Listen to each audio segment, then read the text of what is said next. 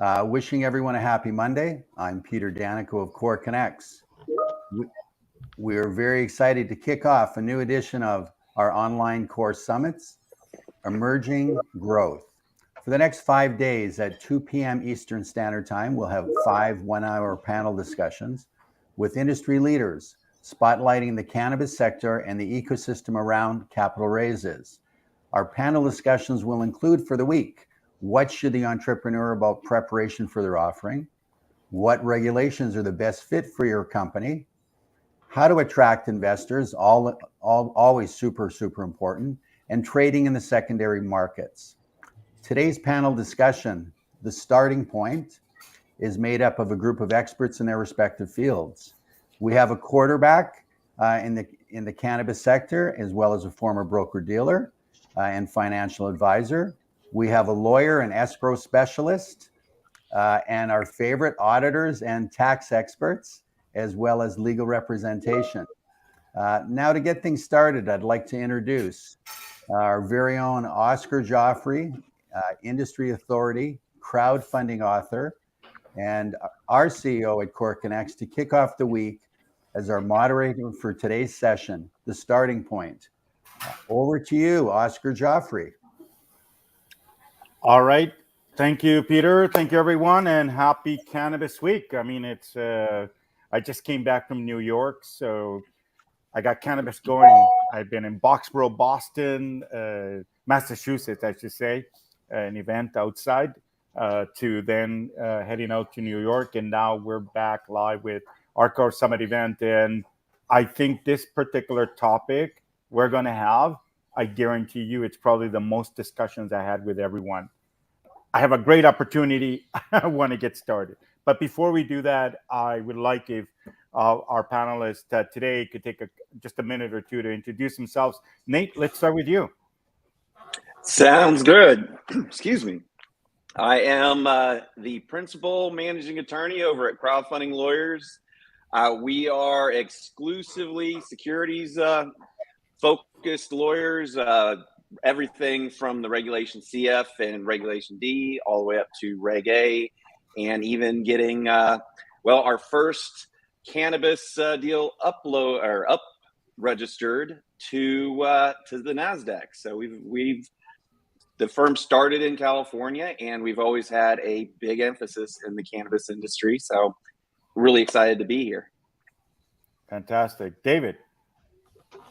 Hello, this is David Allen. I am a partner at Allen & Thomas. We work pretty exclusively in the capital raising, private equity, broker-dealer world. We have several broker-dealer clients, and we recognized as we were getting into more of the crowdfunding piece of it that escrow has some particular rules around it, and we felt that a lot of broker dealers and issuers are probably not in compliance with some of the SEC rules. And so my law partner and I created a separate escrow management. No, we're not an escrow bank, but we do handle escrow for some of broker dealer clients to make sure that no one's going to get in trouble with SEC, and broker dealers are not going to get in trouble with FINRA for the same reasons. Perfect. It's good to have you. And my friend Matthew. How's it going? My name is Matthew McNally. I'm the managing partner of Evolved LLC, a tax advisory and technology firm headquartered in New York City. I have a 20-year career in public accounting, advisory, and technology. All right, thank you. So I know we're waiting for a couple of our other colleagues to slip in here. Frank Bellotti, who is the managing partner, Ben Bellotti Partners, and Brian McDonald with ArcView, the FINRA broker dealer. So, but we'll get started because you know what? It is important. With them, we can cover some of their items. But as I said, the big discussion that I had here going into this events is that there are so many people talking about accessing capital, and where it often comes to a hard stop in any of these discussions is something that we recognized early on is to kind of remind everyone what is needed. But let's start with Nate. Nate, since you've dealt with cannabis companies from a legal perspective, let's talk about preparation items that you feel. One of them is legal. They need lawyers, securities lawyers, in order to use Regulation CF and Regulation A. But what else, from your perspective, are they needing in order to move forward? One of the most important things, especially in the United States and the current regulatory climate, is to make sure you're represented by local counsel that is making sure that you're doing everything proper under the state laws. At the federal level, the powers that be, the attorney generals, have kind of flip-flopped back and forth the last couple of presidents, where one says, we're going to enforce the cannabis laws across the country. And then the next guy says, you know what, as long as you are operating legally under state law, we're not going to do anything. So it is really important, no matter what, that you're doing everything legal to begin with at a local level. And then really that next step is to plan out your business plan and assemble your team as needed for really what your goals are. If you're looking to set up a small distributor or a larger grow operations, there's a lot of different avenues to be in the cannabis industry, and all of which have kind of different considerations and capital needs.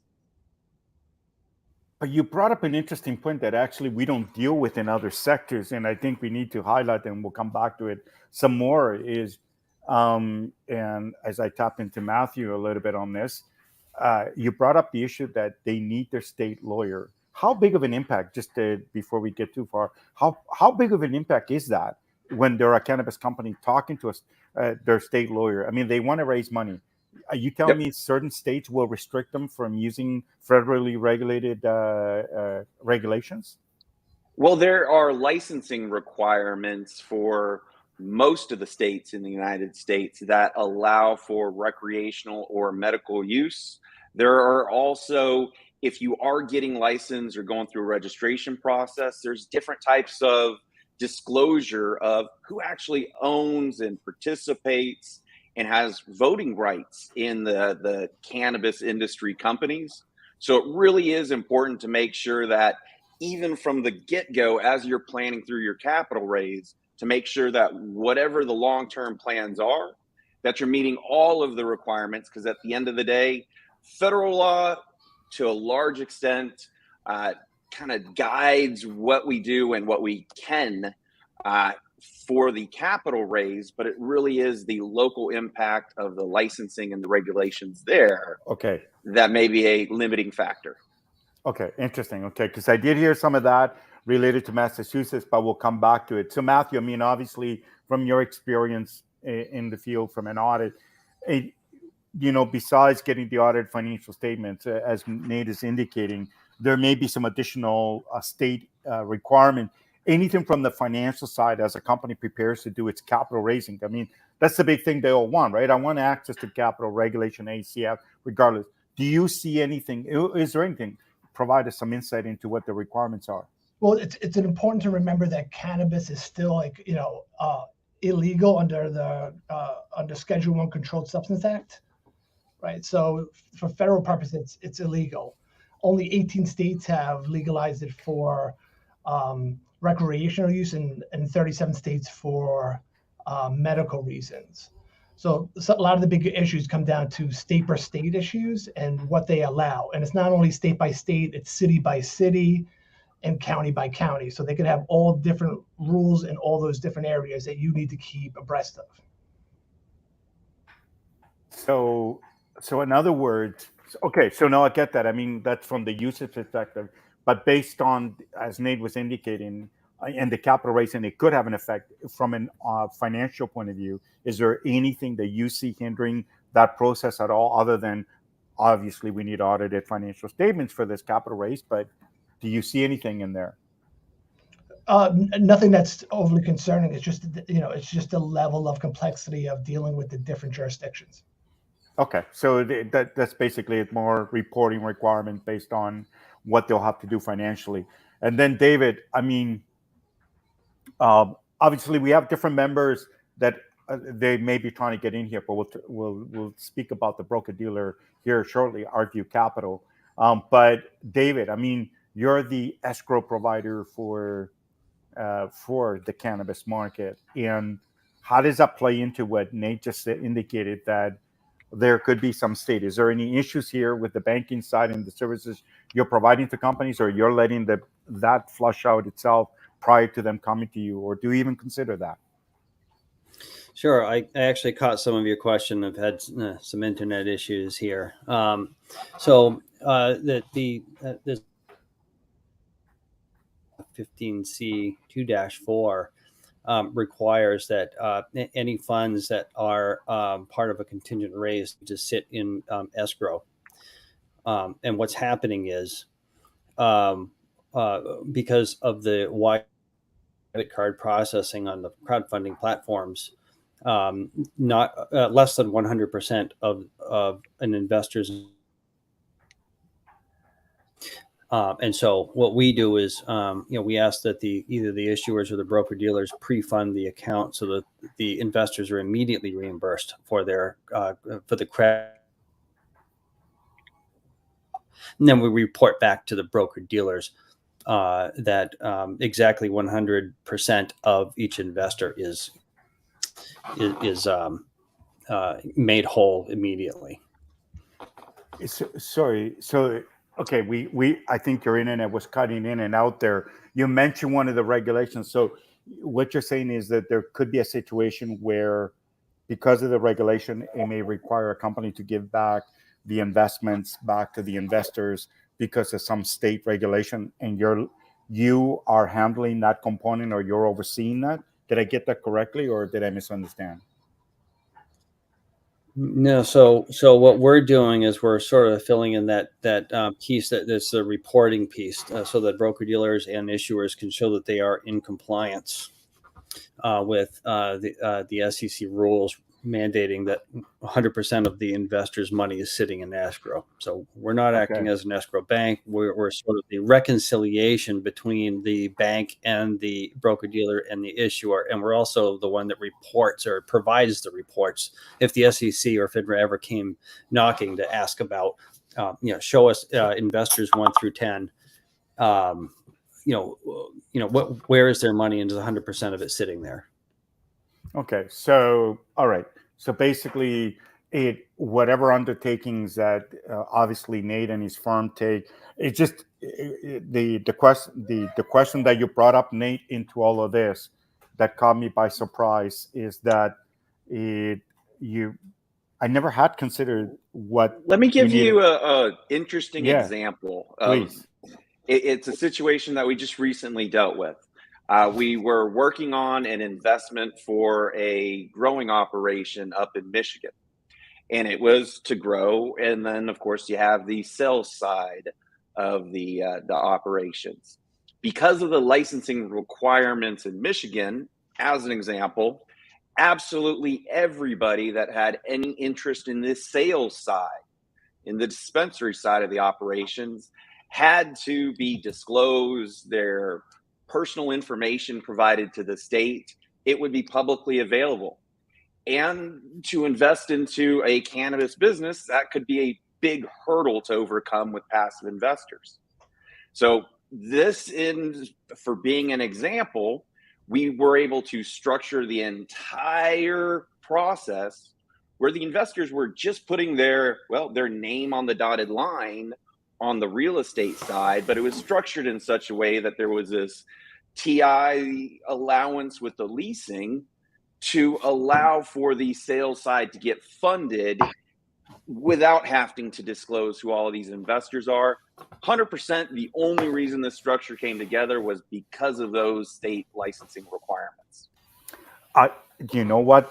That I've ran into that. That's a great example where, if you're using regulations, the FRA, you got a few thousand investors who wants to be disclosing that part of that. But that is where the interesting part comes in, where you need to create that legal structure right off the beginning and having that team set it all up. And obviously, all of you have worked with a FINRA broker dealer before. The role the broker dealer, and I do apologize for some reason, I think everyone's probably having a Fiona after effect, because internet issues are being had by a couple of our speakers today. But the role of the broker dealer in this is working side by side with both the legal and the accounting side of it, to make sure that the structure is 100%, both compliant with the regulation. But you brought up an interesting point there, Nate, is that it also needs to be compliant with whatever state they're operating under, just in case there's some loophole about disclosure requirements. And I mean, have you run into? I mean, looks like it looks like a lot of the United States today, from California to New York. It looks like it's just Texas, New York, that we're alive. Nobody's cut us off yet. So let's have some fun without them then. No, just listen. I'm not all the last few speaking engagements that I've had in the cannabis. I'm spending a lot of time with people. I have an opportunity. I want to raise capital. I need 5, 10, 15, whatever the capital requirements are. And then, we talk to them, what do you need to get started? And that's what this panel is usually we have a person like a Frank Belletti, a quarterback, that actually navigates them between us to help them understand the role the lawyer plays, the securities lawyer plays, the auditor, where Matthew comes in from the tax side, working with that, the assurance dimension team, or as well the escrow provider. Getting escrow in cannabis is not exactly an easy undertaking, but we're getting that done. And then we need the FINRA broker dealer to perform make the offering compliant, to make sure the ID and AML are done. But I want to circle back a little bit more to the beginning of this conversation where Nate got it started. So you opened up a rabbit hole, Nate. So we're going to stick with it, because I want to go back with you and Matt, because I have to believe that whatever legal structure you're creating to make sure that these names are not having to met or anything like that, how does that affect it from anything that the company wants to do going forward? So by creating a brand new legal structure, so the investors sit here, do the investors still have the same legal right over there? Is this like an SPV kind of vehicle, or just another vehicle that to allow to meet the regulatory requirements? And this is one of those super highly regulated areas that it does become really important. But at all times, disclosure is the number one thing from our perspective, but secondarily, making sure that all potential loose ends are tied up to protect the investors as well as the issuers themselves.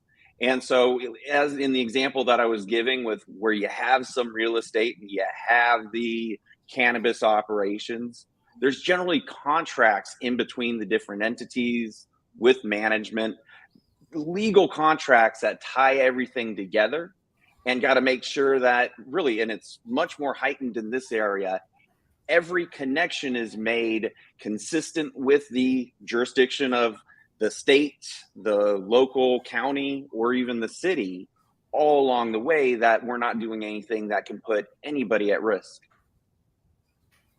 Interesting. It's also important to mention that, in each state they have different rules based upon the ownership. So if you had your marijuana license in your name, you're now going to sell the business, there's potential there that the actual license won't be there anymore. So you have to set up the structure so that, maybe somebody else comes in, that the owner of the current license stays on for a period of time until you can transfer yourself off. And it's different rules for each state. Wow. Okay. So, and Matt, that's a really good point there regarding the rules. And you mentioned, when they get the license, is it to an individual or to an entity, or could be either or? It's issued to the entity, but it lists all the ownership on it. So if you change the ownership more than, depending on the rule in the state, but California has, prohibits 100% transfer of your actual license. So then either one, you keep the person on the license until you You broker some deal to keep them on the license until you can change the license over, because you don't want any time where there's no license and you're selling marijuana in the state. Okay. So that's a bit of a little. I'm not going to say it's a big wrinkle, but it's a wrinkle, one that needs to be taken care of. So one thing is wanting access to capital and making sure that you met the state requirement.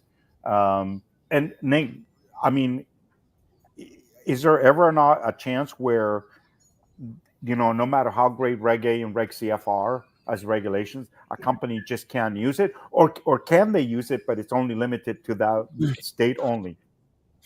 I definitely can use it. It's always just important to pay attention to making sure that the business itself is very legal, again, since that really puts everybody at risk. And to give you another example of where kind of the local laws can turn out really wonky, Lake Tahoe, it actually is right in between the Nevada and California border. Both states allow for recreational cannabis to be sold, but Lake Tahoe does not allow cannabis to be sold on the Nevada side. Very specific to that one little town. You cross the border, game on, and there's no restriction there. So it can be really even localized even more minutely than just the state, county, even the city.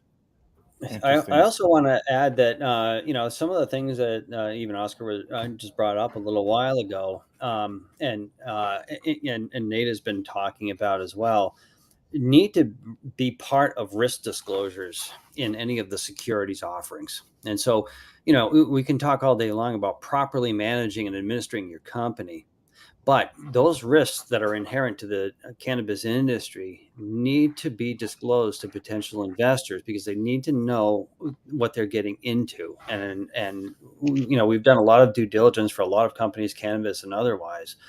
And we don't think that a lot of the risk disclosures are there. And I know it's a sort of a light burden for regulation CF, but still, we almost insist that you need to let the entire world know that these things can happen.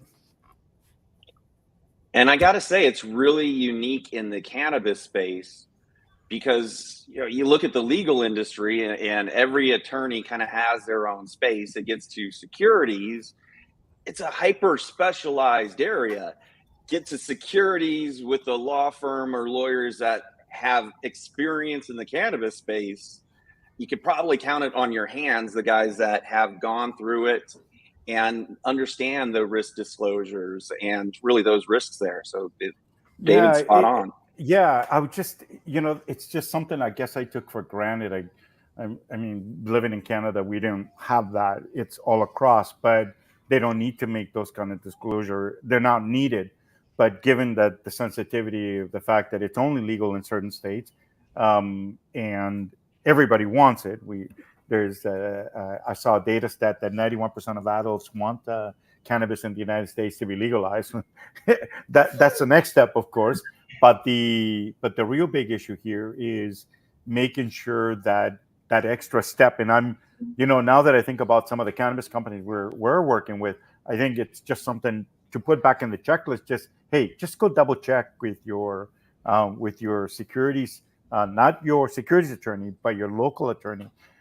And Nate, I'm going to just come back to you again. I apologize, but you just stumbled into it. Throughout these events, I don't think I ever brought that up. I feel horrible that I didn't. I led right to the regulation. I missed a big step here. So thanks for that. So, David, are you able to hear us, or are you still out of? I think he may be out of commission there again. But listen, one important point that I don't think a lot of people realize that may want to know this, but for federal tax purposes, you're not taxed like a regular company. You're taxed on your net profits.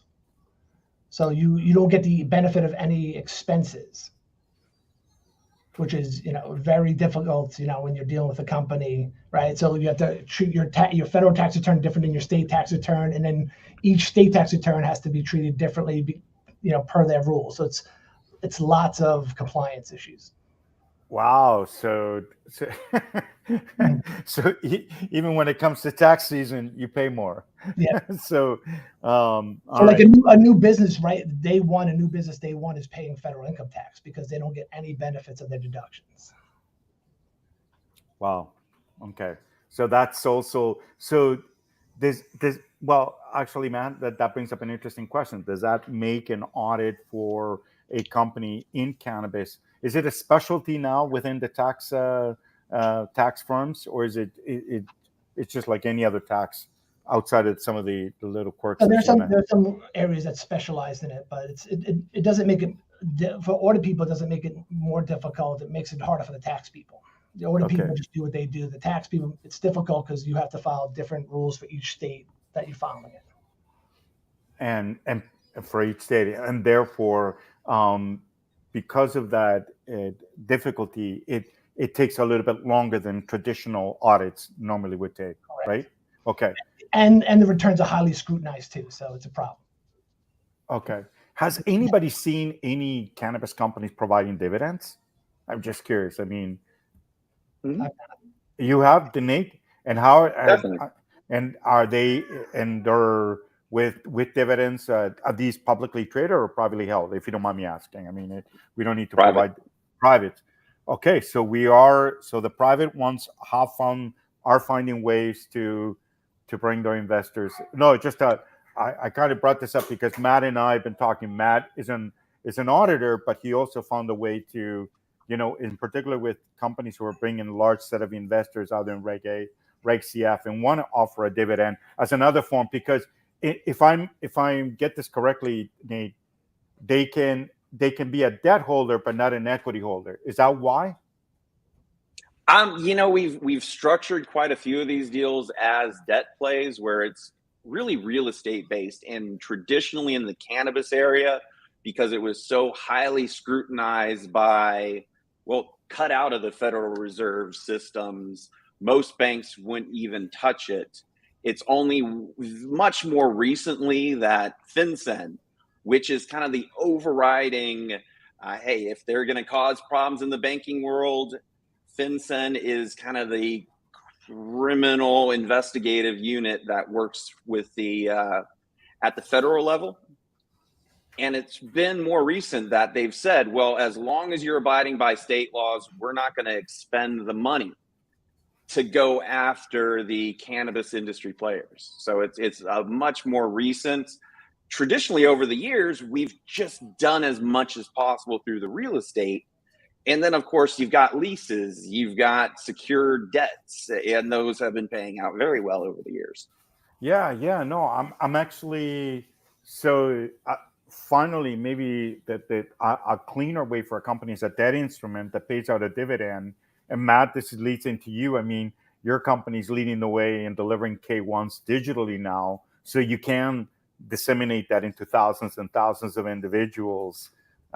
Where in the past it might have been a hindrance, because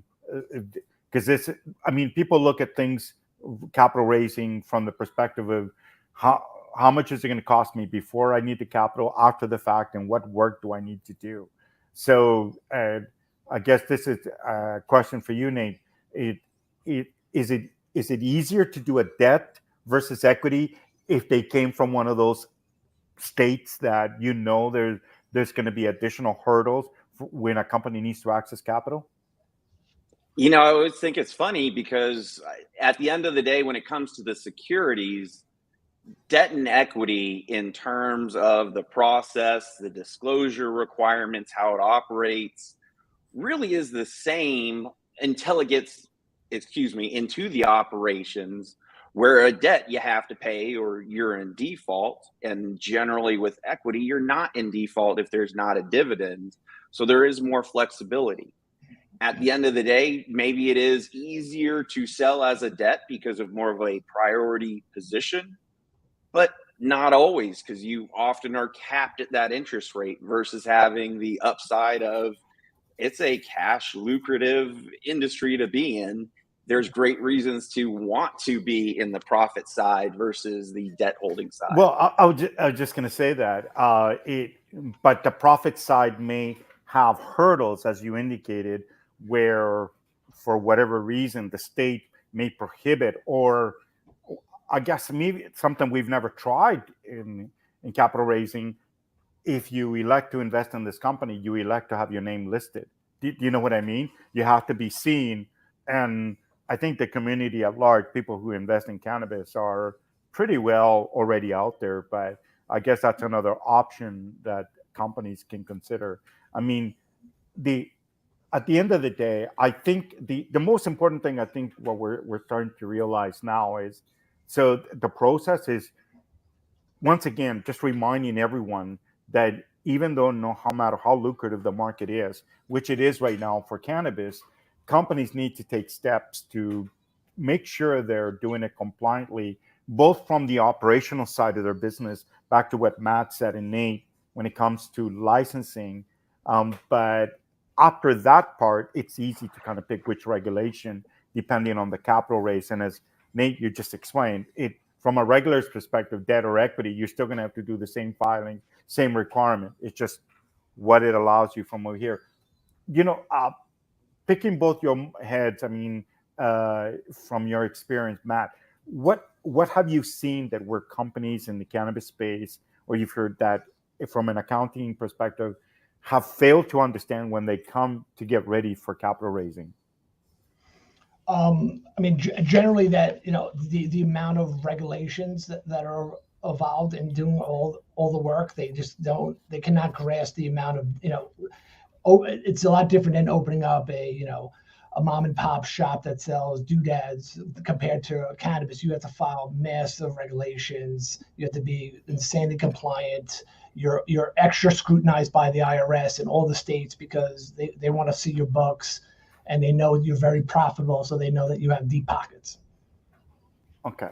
So I would also add that a lot of escrow banks don't understand that they are not processing a point of sale for cannabis products, and they're actually a service provider for security sales, not cannabis product sales. And so we partner with a couple of cannabis friendly banks who do understand there is a higher level of review and typically higher costs, but there are some banks that specifically target the cannabis sector. And a lot of bigger banks also don't want the headline risk. They don't want to be known as the cannabis kings in the escrow world, and so they make some decisions based on that as well. But that's one other thing that we've learned.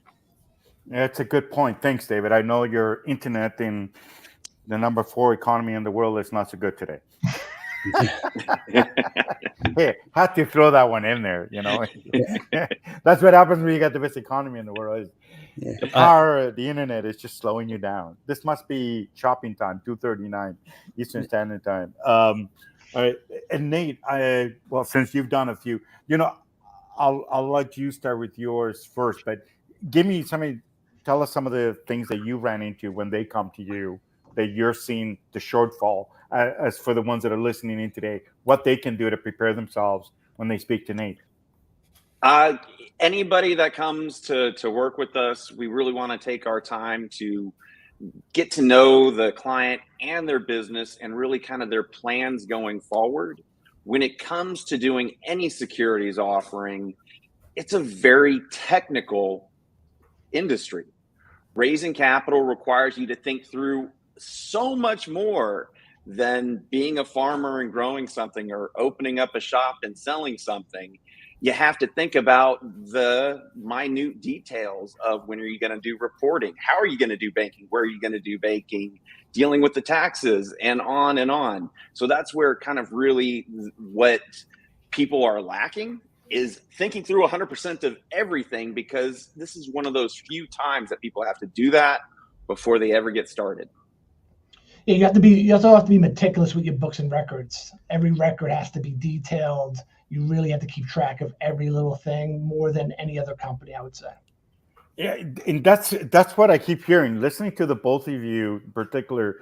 And this is so important to understand that this is a gift to be able to do this business. That's number one. Now you want to do capital raising. The scrutiny that's going to be in your firm is intensified, right? Both from the local regulator and the federal regulator. So to Matt's point, I think you got to play. You got to be very, very uh, uh, detail oriented individual. Find someone in your team that's going to track everything from day one, not, hey, don't worry, we'll get it through next week, next month. This is one of those things you start right from the beginning because it will have a material effect going forward. Um, Now let's talk about some, because I am dealing with some cannabis companies outside of the United States that they're US based entities.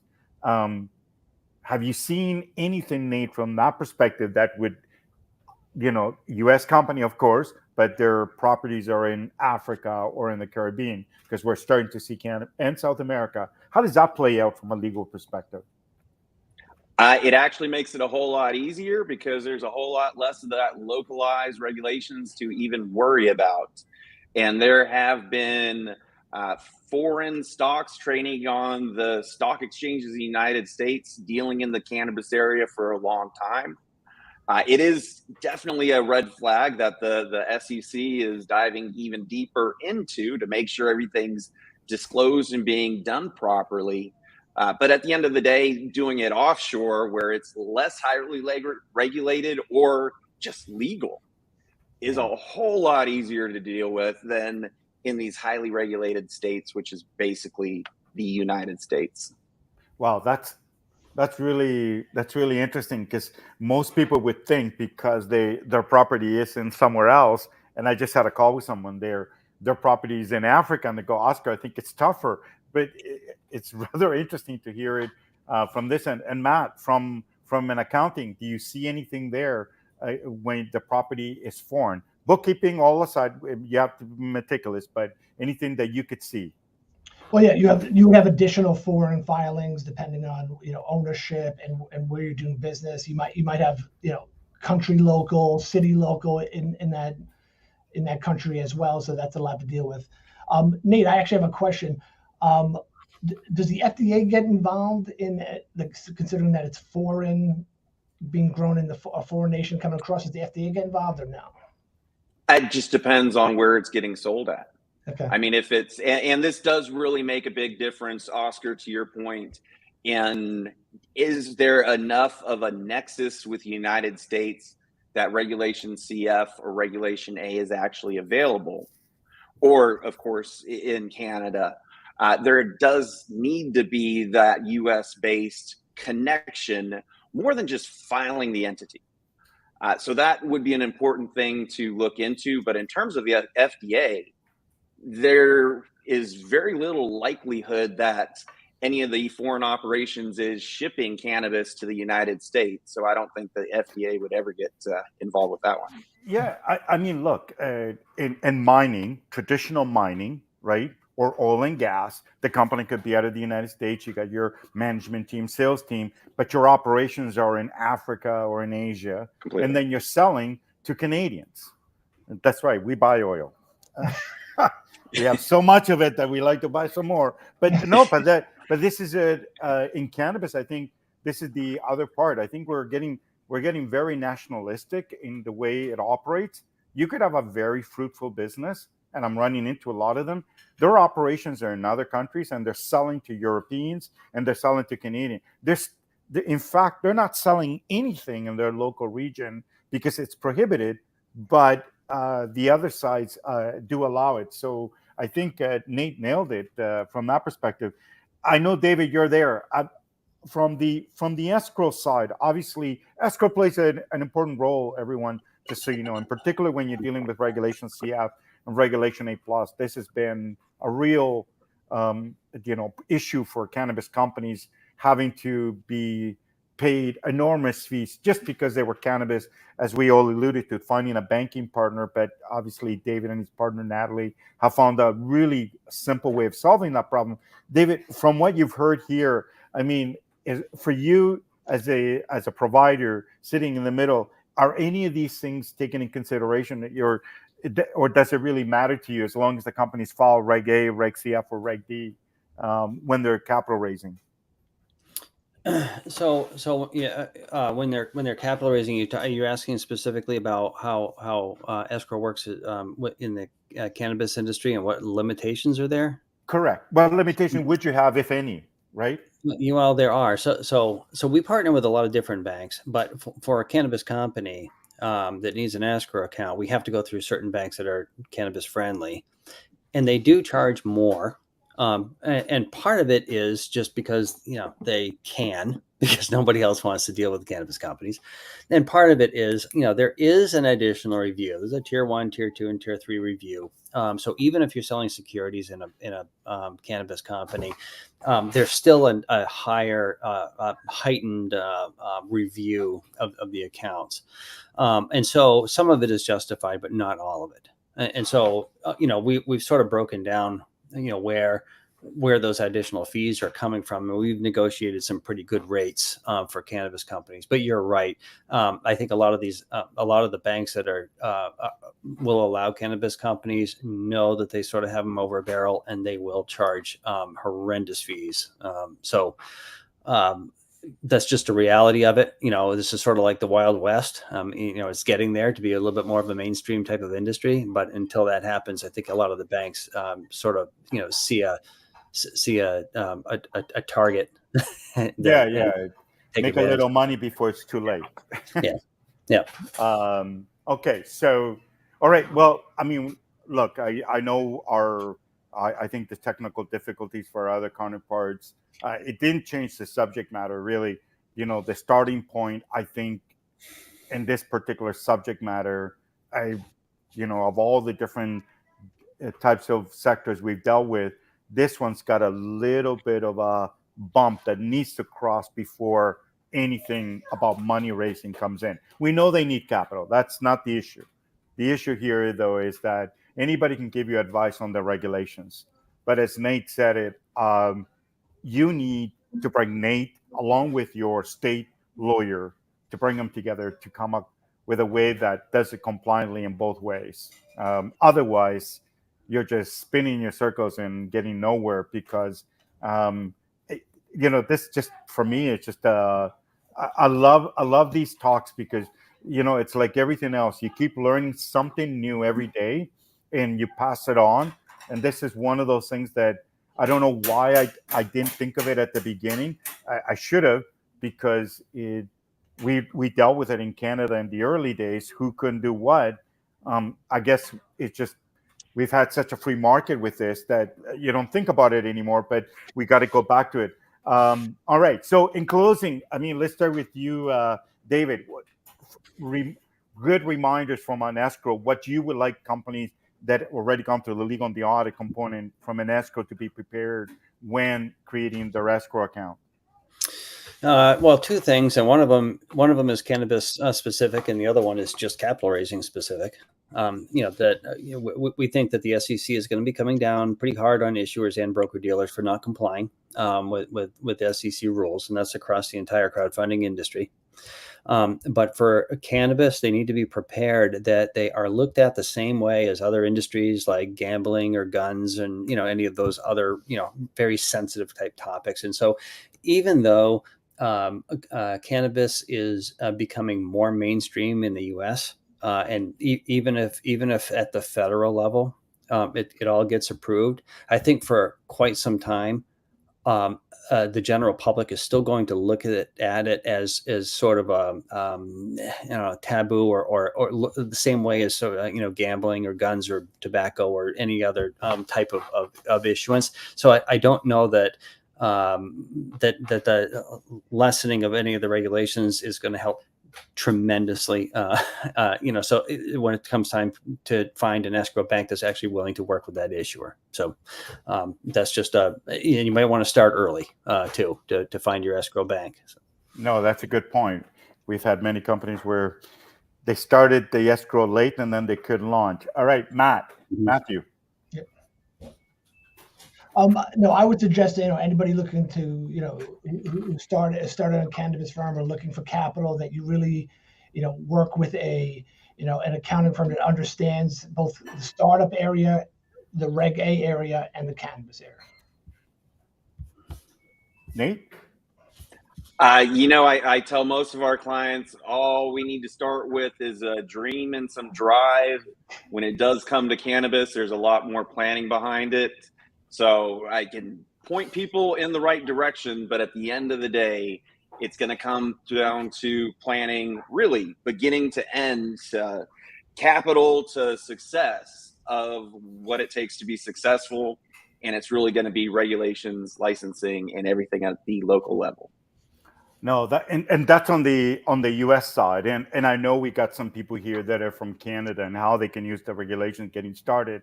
I think the U.S. lawyer, when using Regulation A plus, will look at those things as well. Just because you're Canadian doesn't necessarily mean they won't want to look to unveil the rest of your operations. And I think this was, as we get Cannabis Week started off, I think this is kind of the discussion is going to get even more bubbly as we start talk about the regulations in the next day or so. But I think one of the things that I'm going to encourage that discussions to have is to add more of that narrative, Nate, that you brought up. I got to be honest with you. I didn't. The importance of that is so big because no matter how big of a shiny light I have here, you've got to deal with this big one over here, right? And Definitely. that could determine whether you'll use Reg A or Reg CF or whatever it is, or because you got to get through this first. And that requires thought, and strategic, and people who understand both sides of the fence. So I'm definitely going to bring it up to our next panel that we have. But for everyone else, thank you again for joining us here at Core Summit Cannabis Week. From Monday to Friday, our next panel is going to be on the legal side. We're going to talk about the people who are going to help once you do make it past the legals and the accounting, the individuals that help you bring the awareness, investor acquisition, and that is also going through a massive undertaking. Change in the way the approach. What worked 6 months ago, 3 months ago, does not work again. And then, of course, we're going to talk about the holy grail of everything in the private markets, which is secondary market trading. We now have it available. How many companies will take advantage of that? Does everybody need to go public? Maybe yes, maybe no. The point is, it's going to be a full week. So I want to thank Nate, Matt, and Matthew, my apologies, and David for joining us. And to our friends, Frank Belletti and Brian, I know you couldn't make us, hopefully we'll get internet access wherever you may be today. For the rest of you, thank you so much. Have a wonderful afternoon. We'll see you in the remaining part of